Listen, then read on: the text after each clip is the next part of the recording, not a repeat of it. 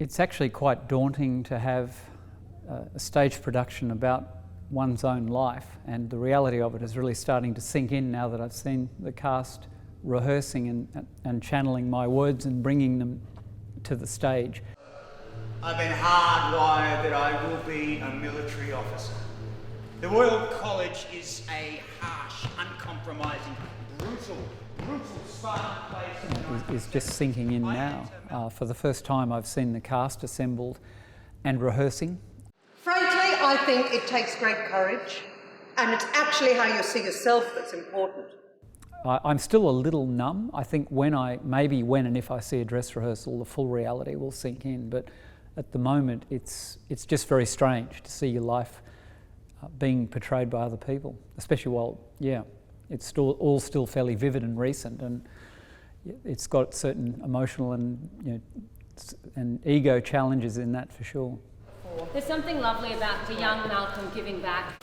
It's been an amazing journey getting to know Priscilla Jackman. I met her through a mutual friend in Hobart during 2015, and she was interested in the narrative about my life, and we talked just socially, and then she decided to record it.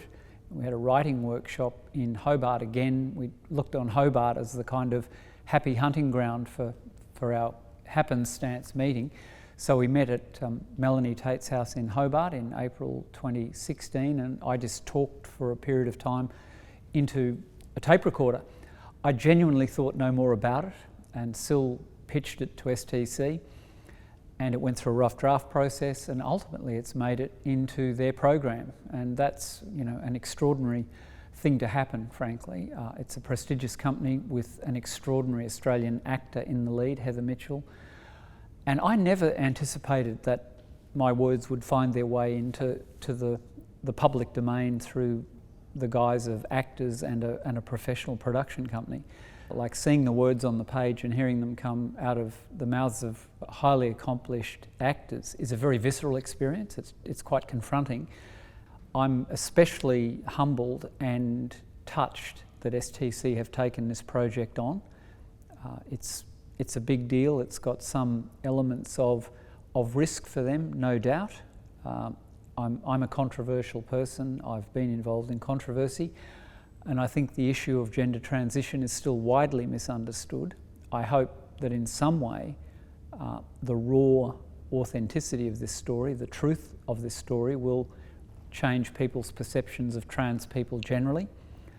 We are, despite a lot of the propaganda, especially from the tabloid press, not a pampered minority who extorts our way to privileged positions in society.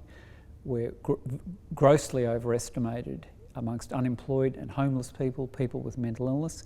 And we're not mentally ill because we're trans, we're mentally ill because of the way society treats us for being trans. And there's enormous pressure on trans people, especially young trans people.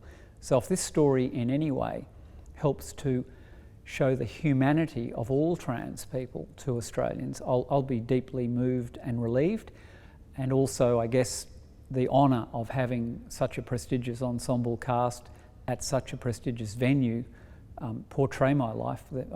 The reality of that has not fully sunk in, but I can only say that it's both humbling and daunting to be the subject of something on this scale.